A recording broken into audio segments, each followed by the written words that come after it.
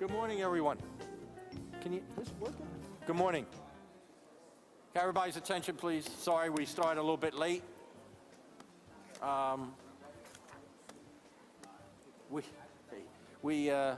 This is the Committee on Law and Government. We have a quorum with Councilman Good, Councilman Nielsen, and Council President Clark and myself.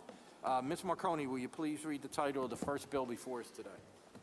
Bill number 150368, an ordinance amending Chapter 20-1000 of the Philadelphia Code entitled Political Contributions and Expenditures by further providing for disclosures relating to contributions and committee expenditures, including electioneering, communications expenditures, further defining expenditures, further providing for regulation of contributions, and making technical changes all under certain terms and conditions.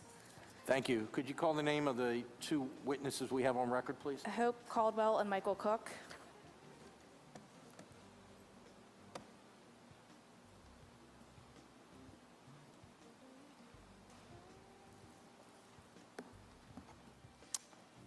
Good morning. Morning. I take it you're not Hope, but... I am not. Okay, all right. Please identify yourself for the record and proceed. Thank you. My name is Michael Cook. Hey, a little closer to the microphone. Thank you. My name is Michael Cook, and I'm the Director of Enforcement for the city's Board of Ethics. Mr. Chairman, members of the committee, thank you. As I said, my name is Michael Cook, Director of Enforcement for the city's Board of Ethics. Thank you for the opportunity to testify favorably on Bill 150368 concerning the city's campaign finance law. Board of Ethics has administered the city's campaign finance law since its inception, and I've been involved in that process since 2008.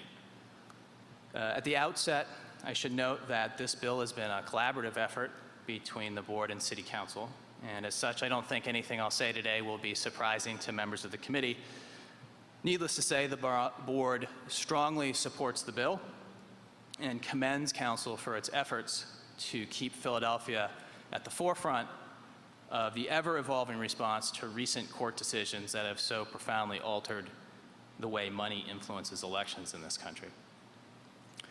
Bill 150368 would amend Code Chapter 21000 by enhancing the campaign finance disclosures required for candidates, political committees, and other entities that participate in or spend money to influence city elections. Over the past few years, judicial decisions, such as the Citizens United case, have dramatically shifted the landscape of campaign finance spending. Significant money is now being spent by groups other than candidates and traditional political committees. Some of this spending is done through nonprofits. These entities often try to exploit laws that have not kept pace with the changes wrought by court decisions in order to disclose as little of their funding and activity as possible. As a result, the public does not know the source of much of the money now being spent in elections in this country. Another gap in the existing law is that most candidates and political committees that spend to influence city elections do not file campaign finance reports disclosing their activity until 2 weeks before the primary or general election. For the last 2 weeks before these elections, political committees and other persons who make independent expenditures of $500 or more do have to report those expenditures within 24 hours, but in those reports, they don't have to disclose their sources of funding. Bill 150368 would address the shortcomings caused by recent court decisions and inadequate reporting by adding the following enhanced disclosure requirements to the city's campaign finance law. It would add an additional reporting requirement 6 weeks before the election for candidate committees of city candidates and any political committees that make expenditures to influence a city election.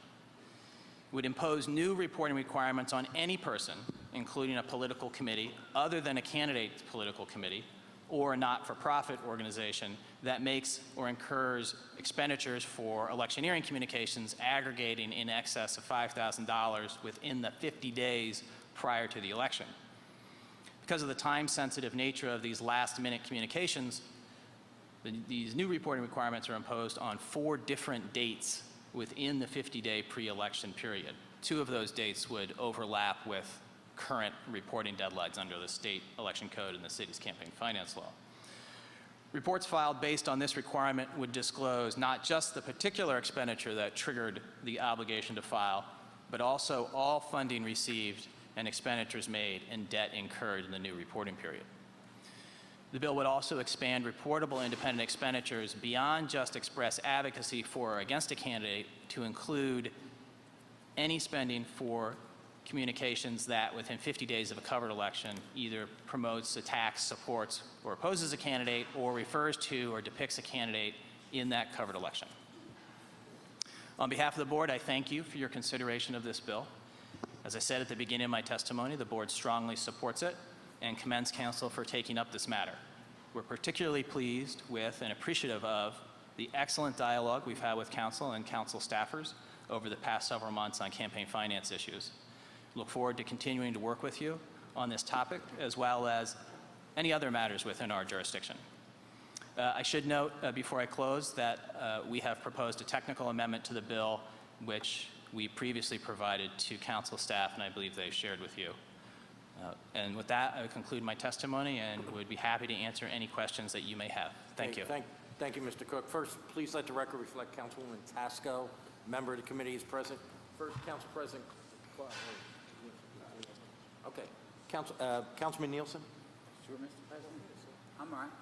Michael, we just saw what, thanks for your testimony today. We just saw an unusual election with a lot of expenditures all across the board. And we saw the millionaire's clause be invoked twice, 2 times over this, once in the at-large, once in the district.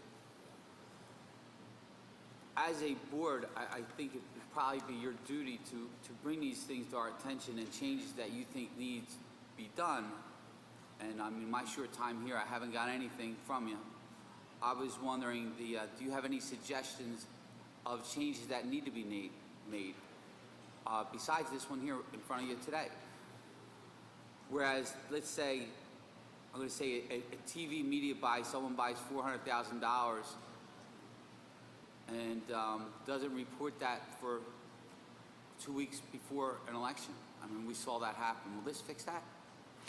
So as far as the reporting of those kinds of expenditures, yes, this bill would address that issue in that for the provision at 10-1006-1C, which sets forth reporting required when a person makes electioneering communications of $5,000 or expenditures for electioneering communications of $5,000 or more? If I buy a $1 million TV ad, okay, $1 million TV ad, but I don't get billed for it until 2 days before election. Yes. Does this cover that? Yes, because the proposed bill sets the trigger for reporting at either when the money is spent or the promise to pay is made, whichever is sooner. So if I make the arrangement with the TV station 6 weeks before the election, then that would trigger my filing requirement. I wouldn't have to wait until I sent them the check.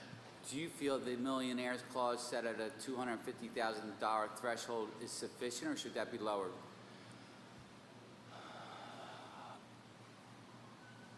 I haven't considered that before. I'm asking you to consider today. Off the top of my we've been through a few cycles with your board. You know what we've seen in the past. Do you think that $250,000 threshold is adequate enough, or do you think it should be lowered?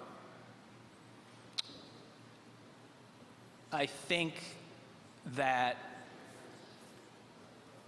I can't think of a harm that would be caused by lowering it to, say, $200,000. I don't feel comfortable just off the top of my head saying whether I think that would definitely be better or not, but I can't think of a harm. Do you think that the average person that wants to run for elected office, and then a person who might have $1 million in the bank and can afford, doesn't that put them at a disadvantage? Certainly, if someone's able to spend as much of their own money as they want to, that gives them an advantage over other candidates that don't have those resources.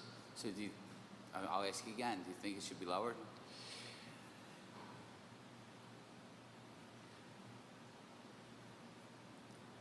As mean, I it's said, not- I mean, I'm looking around the room in here, and I probably...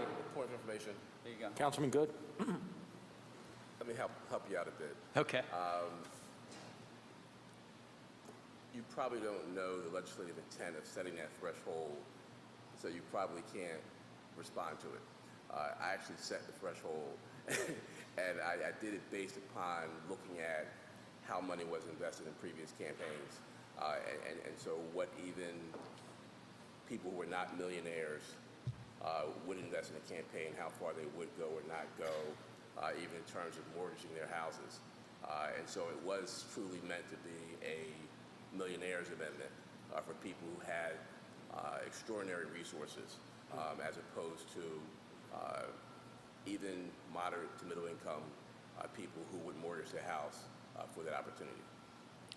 Thank you, Councilman. Thank you, Councilman. Thank you, Michael. Thank you, And Councilman. thanks for all your help through the process, because I know you and I have talked all through the process, and I got to say, you've done a great job advising and making certain that we did things the way we needed to do them, and I appreciate all your help. Thank you.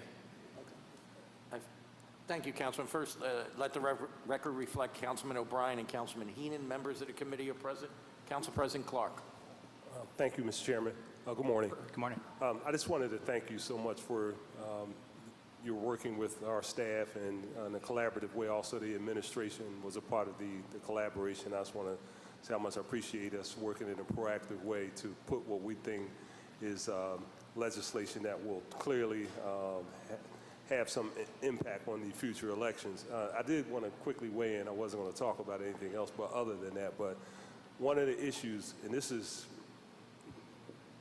an issue that's from a practical perspective, the millionaire's provision. Person's a millionaire, right? And God bless them. Wish we all could be millionaires. And that person probably hangs around people that might be millionaires, right? Yeah, I'm just saying, it's just a simple reality. We're like, regular people. I think all of us live in row homes or close to row homes. Yeah, I live in a townhouse. townhouse. That's right. They Fairmount, it's a townhouse. reclassified Fairmount, but the simple reality is that people of certain wealth, they tend to hang around. So the challenge is that the way it's, and I've seen it in the last election and a half, is that self-financed people, or either people that have the ability to get contributions, their contributions tend to be at the maximum level, as opposed to members like us. We get $1,000, $1,200, $1,500 because we're regular people. Yeah.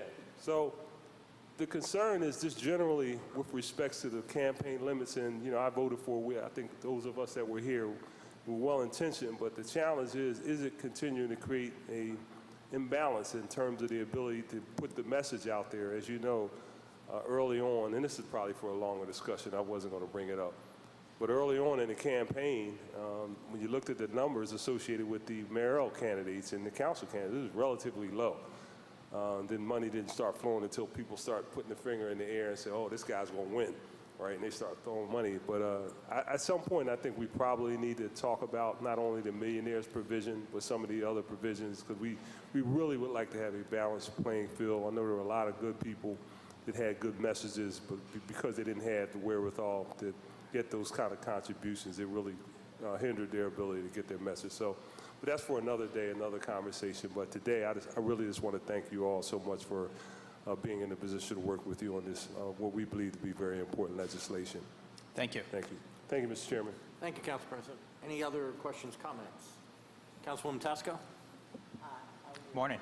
I just want to say thank you for with us on the whole financial piece since we passed the bill some time ago, and understanding the politics of what we do and coming to some conclusion and agreement on how we would work to resolve some of the issues that came about. And I want to thank you and the staff for working with us. And while I may not be on council, I will be calling you because there are some issues that I think we ought to discuss further. Be very happy to talk. Thank you. Thank you. Okay, thank you, Councilwoman. Any other questions, comments? Seeing none. Anyone else here to testify on this bill? Okay, you could have sat up front right in the beginning. Please identify yourself for the record and proceed, please. Good morning, Chairman Greenlee and members of the committee. Thank you for the opportunity to appear here today on behalf of Mayor Nutter to testify in support of Bill number 150368. I am Hope Caldwell, the city's Chief Integrity Officer. This bill will enhance the reporting requirements applicable to entities that fundraise for the purpose of spending money on city elections. Policymakers, the courts, and most importantly, the public have long recognized that the best way to check the potential influence of campaign spending on decision-making of elected officials is to require public disclosure of who is contributing the money and who is spending the money to influence the outcome of elections. Under our current system, campaign finance information often is disclosed either too long before or too close to an election for the public and the press to have adequate time to scrutinize how campaigns are funded and who is giving money in support of candidates. This is particularly true in the current age of independent expenditures. Because of deregulation by the Supreme Court, these outlays by independent groups have become a formidable feature of our campaign landscape. Most recently in the city's mayoral campaign, a startling proportion of the money spent came from independent groups not affiliated or coordinated with a candidate. The public has every reason to know about the origin of these expenditures in order to further safeguard against the potential influence and equally the potential appearance of influence that these type of independent spending may have on our elected officials. We applaud the Board of Ethics for proposing this legislation and working with council to advancing it. The board charged with enforcing our campaign finance laws is wisely suggesting a more robust disclosure requirements that will not only assist it in timely evaluating potential violations of those laws, but just as importantly will help shine light on who is funding elections in Philadelphia. Philadelphia needs this type of sunshine to help hold elected officials accountable to the public and to bolster confidence in our government overall. For these reasons, the Nutter administration strongly supports Bill number 150368 as introduced and amended. And we respectfully encourage the committee to give this bill its favorable recommendation. Thank you for your time and the opportunity to speak. Thank you, and as far as that amendment, that will be offered at the meeting of the committee. Any questions? Seeing none, thank you. Thanks. Anyone else here to testify on this bill? Seeing none, for the record, we have written testimony in support from the committee of 70. Anyone else testify on this particular bill? Seeing none, Ms. Marconi, the final bill and the resolution before us today. Bill number 140721, an ordinance providing for the submission to the qualified electors of the City of Philadelphia of the proposal set forth in a resolution approved by council proposing amendments to the Philadelphia Home Rule Charter relating to the creation of a new Department of Planning and Development headed by a cabinet-level director to oversee the city's planning, zoning, licensing, inspection, enforcement, and housing functions, continuing the existence of the City Planning Commission, Philadelphia Historical Commission, Zoning Board of Adjustment, Board of Building Standards, and Board of License and Inspection Reviews as boards or commissions in such new department with certain changes to the powers and duties of such boards and commissions, creating a new Intergovernmental Housing Commission in such new department and conforming other provisions of the charter to such reorganization, and authorizing the appropriate officers to publish notice and to make arrangements for the special election, and Resolution 140732, resolution proposing an amendment to the Philadelphia Home Rule Charter relating to the creation of a new Department of Planning and Development headed by a cabinet-level director to oversee the city's planning, zoning, licensing, inspection, enforcement, and housing functions, continuing the existence of the City Planning Commission, Philadelphia Historical Commission, Zoning Board of Adjustment, Board of Building Standards, and Board of License and Inspection Review as boards or commissions in such new department with certain changes to the powers and duties of such boards and commissions, creating a new Intergovernmental Housing Commission in such new department, and conforming other provisions of the charter to such reorganization and providing for the submission of the amendment to the electors of Philadelphia. Before we get to our witnesses, recognize Council President Clark. Thank you, Mr. Chairman. Real briefly, and then I'm going to get out of here because I'm not on the committee. I just wanted to say that I really appreciated the fact that there was substantive dialogue with respects to this particular proposal across the board, stakeholders, non-stakeholders, anybody that had any interest in how we do business in the government. Understanding restructuring government in the city of Philadelphia is a big thing. Fully acknowledge that, participated in earlier versions of restructuring government, as I said, the Fairmont Parks and Recs, and it's working well now. And while we continue to have that dialogue, I think that it gave us an opportunity to not only come up with what I believe is personally a pretty good conclusion, but it gave us the ability to understand that this is going to be a working document if in fact we get it enacted with the full participation of everyone in the city of Philadelphia, because at the end of the day, we think that it impacts our lives. So I just want to thank everybody who has taken time over the last several months to participate in this spirited conversation. We think that the new mayor, he or she, if in fact this is enacted, I have to be politically correct, will in fact be in a position to utilize this particular tool to really benefit all of the citizens of the city of Philadelphia. So I just wanted to thank all of you, members of the committee, and particularly the staff for your great work. Thank you very much. Thank you, Mr. President. Our first witness, Ms. Marconi. Luke Butler, City Planning Commission.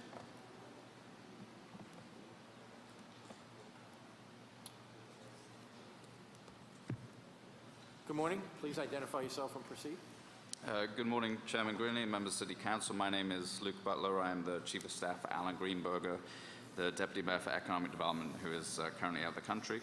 I'm here to testify on behalf of the administration in support of Bill number 140721 and Resolution number 140732, together proposing a charter change to create a Department of Planning and Development. We are pleased to support this bill and appreciate the collaborative approach taken by Council President Clark and his staff in the development of this proposal based on feedback from the administration and a range of stakeholders. The proposed amendments before the committee today will consolidate and continue the progress made toward the better coordination of real estate development and housing in the city of Philadelphia. The proposed structure takes many of the positive elements of the structure currently in place to facilitate a coordinated approach to development across city government. For example, the creation of a Division of Development Services formalizes and strengthens the role currently played by the Developer Services Unit within the Department of Commerce, whose function is to help developers navigate the various proposals required by departments across city government on major real estate development projects. Our experience has been that bringing all departments around the same table to provide feedback and guidance on projects has proved of great value to developers. Similarly, incorporation of the Historical Commission and the Office of Housing and Community Development into the Charter are positive steps. It's a priority of the administration to make it easier to do business in the city and to provide a coordinated, predictable process for real estate development. We believe that this proposal contributes to these goals, and therefore we support the bill and resolution before this committee today. Thank you. I'm happy to answer any questions. Okay. Thank you, Mr. Butler. Any questions? Seeing none. Thank you. Thank you very much. Ms. Marconi, why don't we call a panel for our next set of witnesses? Ann Fedulin, Beth McConnell, and Joe Schiavo.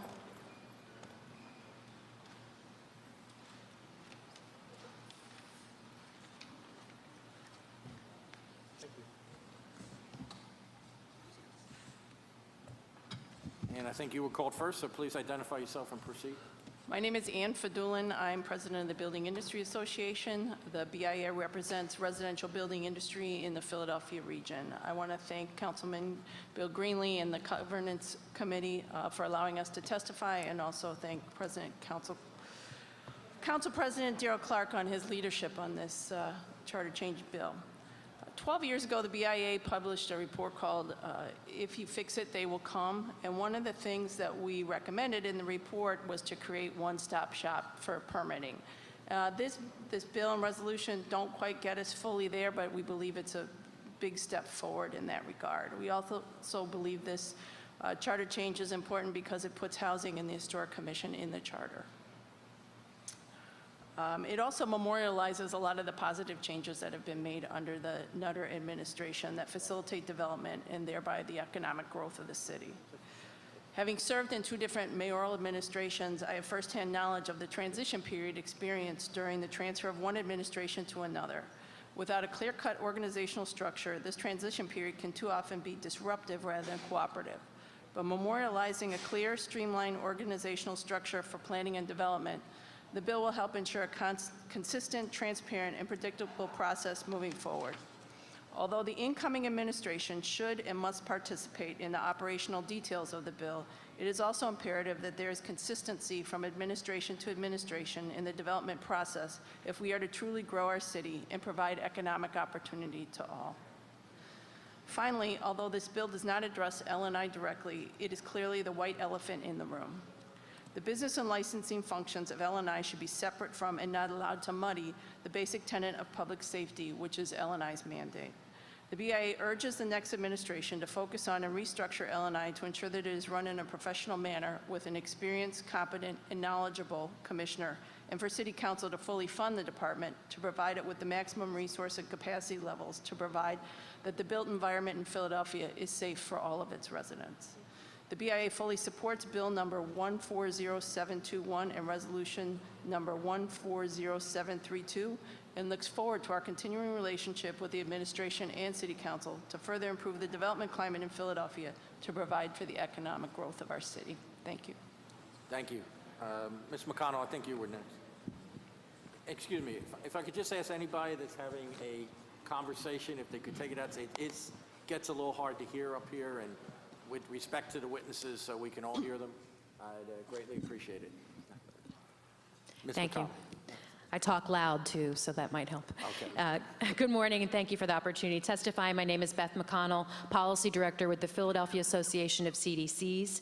PACDC supports the amended Bill number 140721 and Resolution 140732 because we believe it can help create stronger coordination, communication, and planning between the various local public agencies that deal with housing and community development. I do want to thank Council President and also specifically acknowledge Herb Wetzel for the very hard work over many, many months considering stakeholder input and refining this bill and resolution. We support the creation of the Department of Planning and Development as a cabinet-level position. Creating this department at the highest level of government reflects an acknowledgement that decisions about the built environment of our city have significant impacts on the quality of life of our residents as well as their economic opportunities. PACDC also supports the creation of the new Division of Housing and Community Development, DHCD, the current Office of Housing and Community Development, OHCD, which performs the vital work of planning, policy setting, and administering state, federal, and city funds for affordable homes and community development, exists due to an executive order by Mayor Rizzo. OHCD has become too important to the work of revitalizing our city and advancing equitable development to exist subject to the whims of future administrations. So we certainly support making this agency permanent in the charter. And we also strongly support the requirement that this new DHCD create a multi-year strategic housing plan for the city, because we believe Philadelphia must set ambitious but achievable short and long-term goals, as well as implement multi-year strategies to address the massive unmet need for affordable homes, while also increasing the quality and availability of workforce and market rate homes. In fact, creating the strategic plan is one of the top recommendations in our policy platform that we released just in February on equitable development for Philadelphia. Similarly, we're pleased to see the creation of the Housing Advisory Board, which will play a vital role in the development of a long-term strategic housing plan. This Housing Advisory Board of practitioners and policy experts will ensure ongoing, consistent input on the city's housing plans and implementation, and will create an opportunity to hold future administrations accountable to stakeholders around both creation and implementation of the strategic housing plan.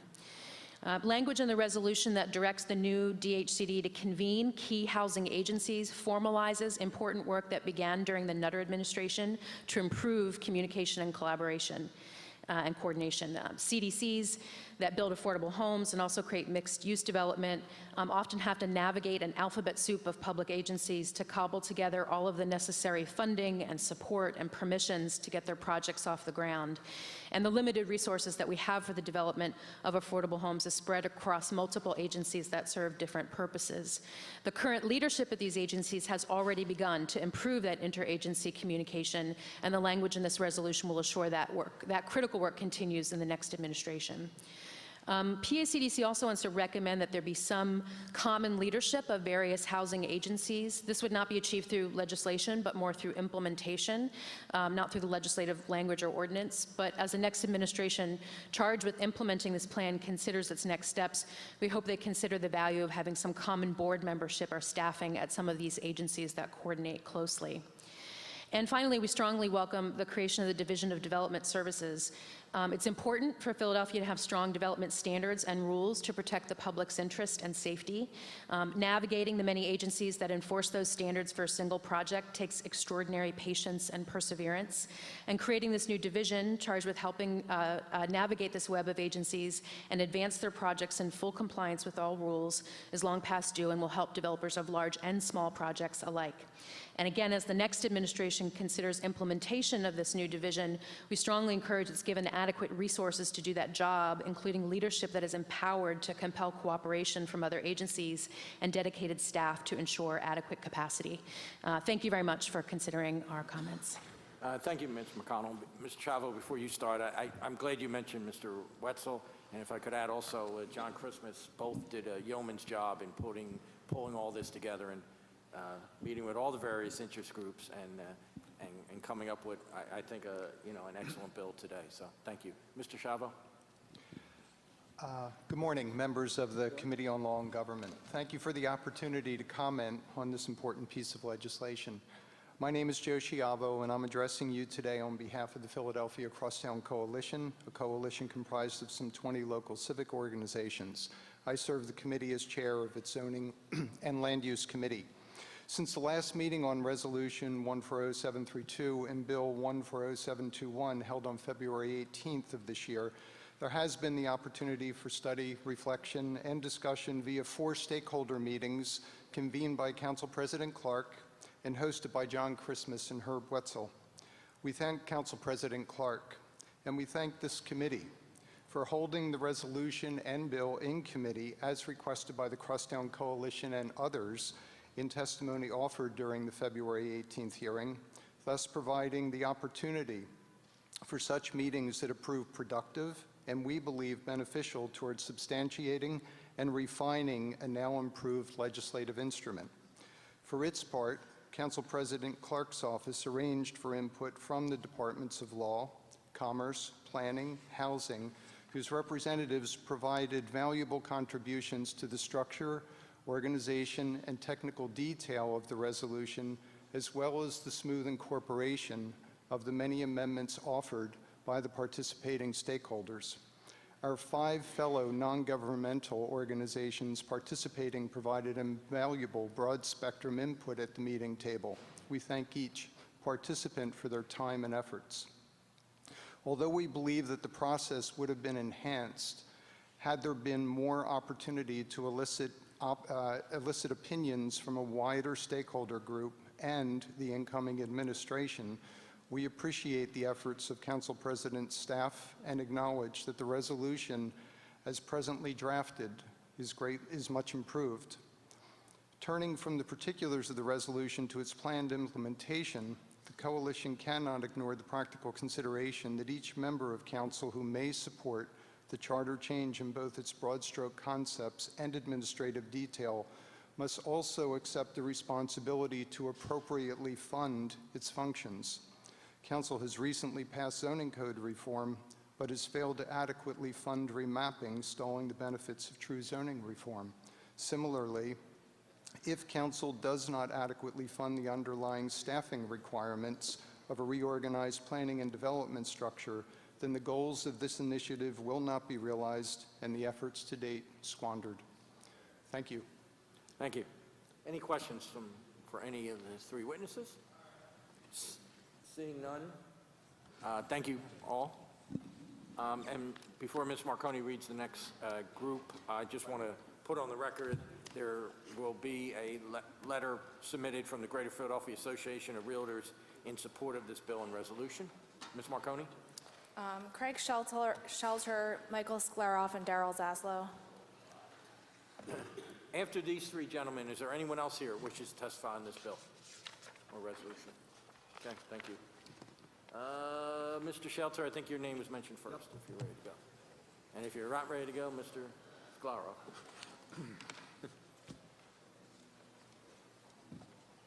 Please identify yourself and proceed. Good morning, Mr. Chairman, members of the committee. My name is Craig Shelter. I'm the Executive Director of the Development Workshop. We are a 501c6 nonprofit trade association dedicated to fostering development, improving the city's tax base, and growing Philadelphia.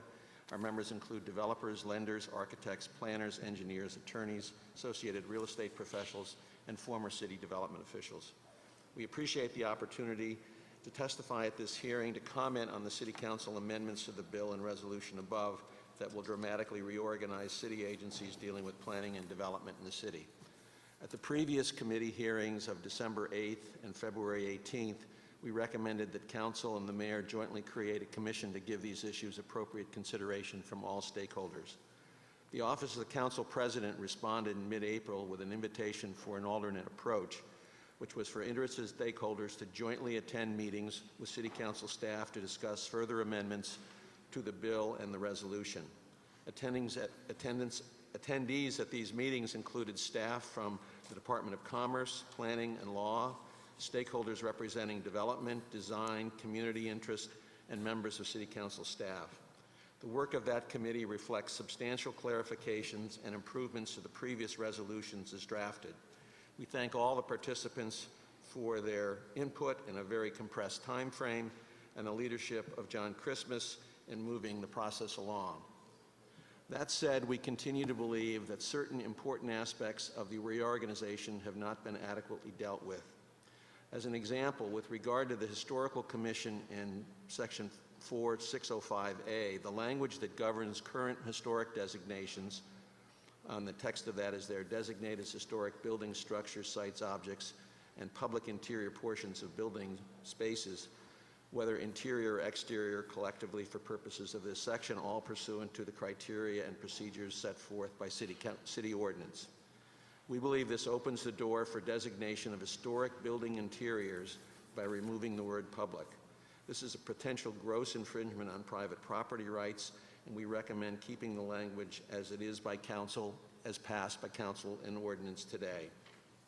At this point, I want to stop here in the testimony, as I've told the chairman, essentially that the testimony and the rest of the testimony is superseded by information which I received last night after I submitted the testimony to City Council. And basically this was that the presumptive next mayor of Philadelphia was not going to be taking a position on this resolution or this bill, so that our recommendations that follow from that we do not recommend going forward. I would say that any accompanying any charter change affecting planning and the zoning division of the new department, it remains critical that City Council allocate adequate staff and budget in the effort of that division, especially with regard to the zoning remapping effort, which needs to go on citywide, which was designated as part of the zoning code change back some 3 years ago. We also recommend that the short title and text of the bill reflect the amended Intergovernmental Housing Commission be changed to the Housing Advisory Commission, Housing Advisory Board. So with those recommended changes, we would support the bill and resolution as drafted.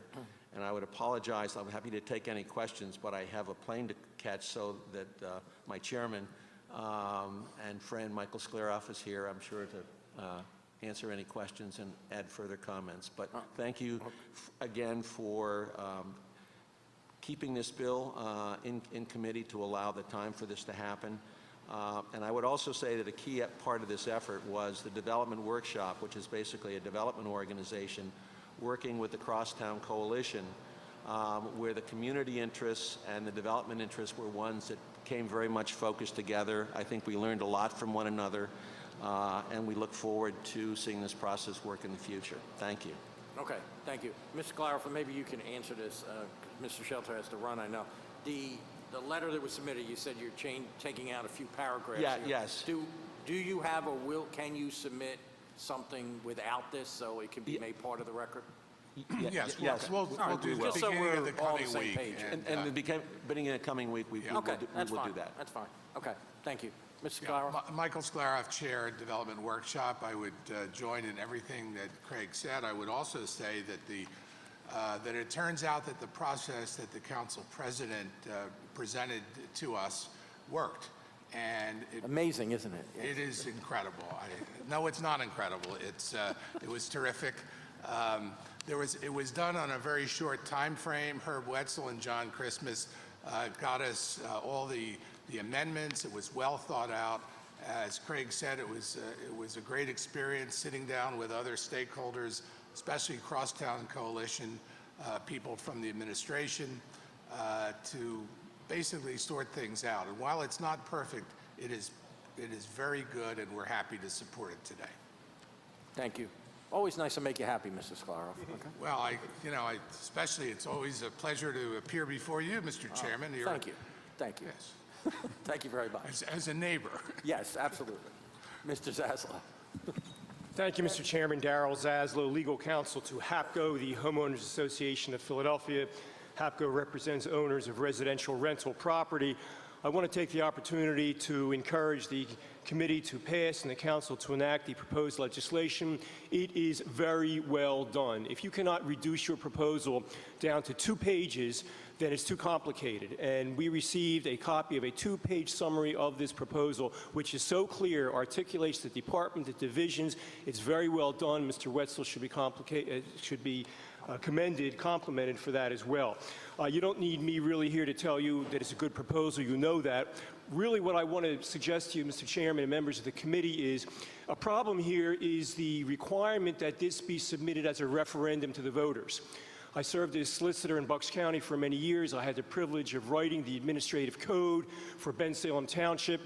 It's the largest second-class township in this state. We had a free rein to create a government which was appropriate for the township. Here in Philadelphia, you are saddled and burdened with this requirement to have a referendum in order to pass these changes of divisions of government and how it should function. So in addition to urging upon you passage of the proposals now before you, I would suggest that there be some effort put into suggesting at the state level that the state law be changed and that there not be a need for 20,000 people to come in an upswell of requests that there be some department or other of government when your staffers create things which are so clear and articulate and obviously will work. So if there is some capability to take out of this hearing that the city charter should be changed, and that the state law out in Harrisburg needs to be changed to remove these referendum requirements so that you, Mr. Chairman, in your wisdom, are able to create a form of government which functions for Philadelphia without presuming that citizens are going to have some better idea than you have and that all these people who have examined this in detail and have testified this morning. Thank you. Thank you. We'll put that on the list of things we'd like to see the state change. Okay. Yes, good.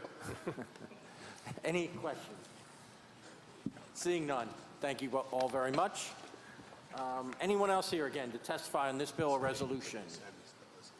Seeing none. That concludes the hearing of the Committee on Law and Government. We have amendments on one. We will now go into our public meeting, and the chair recognizes Councilman Good. Thank you, Mr. Chairman. I move that the amendment to Bill 150368 be approved. It's been moved and seconded. All in favor? Aye. Opposed? Hearing none, the amendment passes. Councilman Good? I move that Bill 150368 as amended be reported out of this committee with favorable recommendation. The rules of council be suspended so as to permit first reading at our next council session. It's been moved and seconded. All in favor? Aye. Opposed? Hearing none, bill number 150368 as amended is reported out as committee favorably with a rule suspension. Councilman Good. I move that the amendment to Bill 140721 be approved. It's been moved and seconded. All in favor? Aye. Opposed? Hearing none, the amendment passes. Councilman? I I move that Bill 140721 as amended be reported out of this committee with favorable recommendation. The rules of council be suspended so as to first reading our next council session. It's been moved and seconded. All in favor? Opposed? Hearing none. Bill number 140721 as amended, reported out of this committee favorably with a rule suspension. Councilman Good. I move the amendment to resolution number 140732 be approved. Moved and seconded. All in favor? Opposed? Hearing none, the resolution is approved. The amendment is approved. Councilman Good. I move that resolution 140732 as amended be reported out of this committee with favorable recommendation. Been moved and seconded. All in favor? Opposed? Hearing none, resolution 140732 as amended is reported out of this committee with favorable recommendation. Being no further business before this committee, we thank everybody for their participation. Thank you. Not bad, it's only 11 o'clock.